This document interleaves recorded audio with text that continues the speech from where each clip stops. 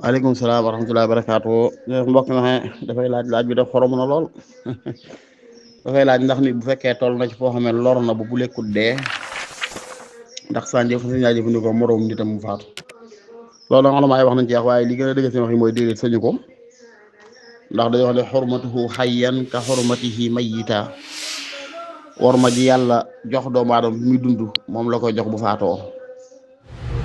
ba ñaara ba it ñoom ñu wax ne ulamaa yi wax ne doomu aadama ni suñu borom bindee yaramam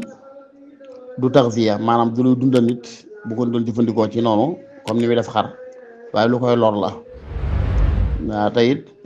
xurma jëm am bii dund ba tax muy dund ngay dund sa dund gën a njëriñ ëpp njëriñ do ba nga sañ koo dundee yow bu faatoo it war ma jëloo ko suñu borom di jox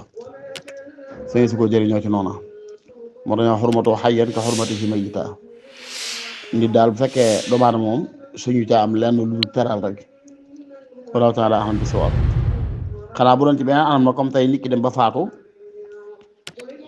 daal di tabarox ci yenn ci ciram comme ay rein